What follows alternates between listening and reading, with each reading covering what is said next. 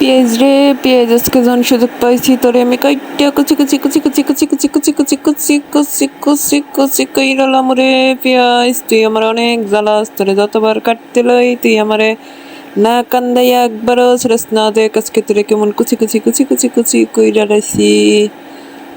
আসসালামু আলাইকুম, সবাই কেমন আছেন? আশা করি সবাই ভালো আছেন, সুস্থ আছেন।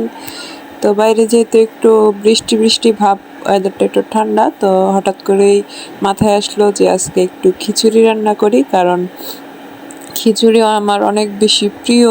গরমের কারণে অনেক দিন যাবৎ খিচুড়ি খাইতে পারতেছিলাম না, তো আজকে যেহেতু বাইরে একটু হালকা বৃষ্টি হইতেছিল, তো হঠাৎ করেই ভাবলাম যে আজকে খিচুড়ি খাবো। তো এখানে খিচুড়ি বসাই দিয়েছি, তারপর এখানে 5-6টা আলু নিয়ে টুকরো টুকরো করে কেটে দিয়ে দিছি, কারণ খিচুড়ির মধ্যে আলুটা আমি অনেক বেশি পছন্দ করি। শুধু যে খিচুড়ির ক্ষেত্রে তা নয়, আমি আলুটা সবসময় বেশি পছন্দ করি, কারণ সবজির মধ্যে আমার সবচেয়ে বেশি প্রিয় হচ্ছে এই আলু। তো এদিকে আমি প্লেটের মধ্যে হলুদ, মরিচ, ধনিয়া, জিরা, তারপর তেজপাতা সব কিছু নিয়ে নিচ্ছি পরিমাণ মতো। তো যেহেতু বলক চলে আসছে, তারপর মশলাগুলো সব দিয়ে দিলাম। তারপর আদা রসুন বাটা, কাঁচামরিচ ওগুলো দিয়ে দিলাম। আসলে আমি তেমন রান্না করি না, মাঝে মধ্যে শখের বসে টুকটাক রান্না করি। আমি আসলে রান্না বান্নায় তেমন এক্সপার্ট না, তাই রান্নার আমি তেমন আগাই না।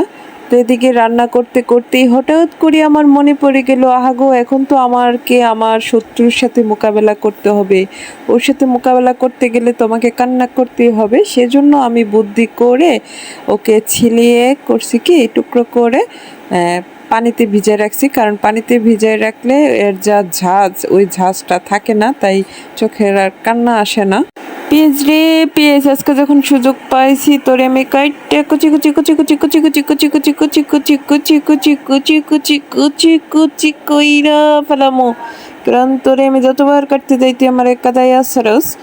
তো এদিকে পেঁয়াজ কেটে তারপর হচ্ছে আরেকটা প্যান বসাই দিলাম, এটাতে এখন পেঁয়াজগুলো ভেজে বেরেস্তা করে তারপর হচ্ছে আমি খিচুড়িতে দিয়ে দেব। তো তেল গরম করার জন্য দিয়ে দিলাম, আর পেঁয়াজ কুচি দিয়ে তারপর বেরেস্তার জন্য কিছুক্ষণ ভেজে নিচ্ছিলাম। রান্না করতেছিলাম আর মনে মনে ভাবতেছিলাম যদি ঠিকঠাক মতো ভালো করে সব কিছু রান্না বান্না শিখতে পারতাম, তাহলে মনে আমি ভালো একজন শেফ হইতে পারতাম, আর সবাই আমার রান্না খাইয়া প্রশংসা করত। তো ভাবতেছি যে প্রশিক্ষণটাকে নিয়ে এলিম নাকি রান্নার শেখার। কারো কোনো পরামর্শ থাকলে আমাকে একটু পরামর্শ দিয়ে নি রান্না বান্না প্রশিক্ষণের বিষয়ে। আর এদিকে আমার বেরেস্তা হয়ে গেছে, তারপরে আমি খিচুড়িতে দিয়ে দিলাম, আর এদিকে আমার খিচুড়ি দেখেন এরকম একটা অবস্থা। আর আমি রান্নার সময় যে কত নাড়াচাড়া করতে পারি, এত নাড়াচাড়া করতে আমি পছন্দ করি। তারপর তেজপাতাগুলো উঠায় দিয়ে দিলাম, কারণ তেজপাতার কাজ শেষ আর আমার রান্না বান্না শেষ। এই যে দেখেন আমার রান্নার ফাইনাল লুক। এদিকে আমি প্লেটে ডেকোরেশন করে নিছি ডিম ভাজি, আর সাথে নিয়ে নিছি আমের আচার। খেতে যে কি পরিমাণ লোভনীয় হয়েছিল আপনাদেরকে বলে বোঝাতে পারবো না, এত টেস্ট লাগছিল। না খাইলে আপনারা বিশ্বাস করবেন না, ভাববেন যে এই বিড়ি চাপা মারতেছে। সত্যি বিশ্বাস করেন, অনেক অনেক টেস্ট হয়েছিল। আর এই আচারের সাথে তো কি বলবো, আবার আমার জিব্বার মধ্যে পানি পড়ছে খাওয়ানোর লাইগা। কিচ্ছু করার নাই, এখন আর খাওয়ান যেত না, কারণ অলরেডি রাতে খাইয়া লিছি আমি, এখন আর খাওয়ান যেত না। তো খাইতে খাইতে খাইতে খাইতে আমি কিন্তু খিচুড়ি অনেক পছন্দ করি, আমি কিন্তু খিচুড়ি মোটামুটি ভালোই খাইতে পারি।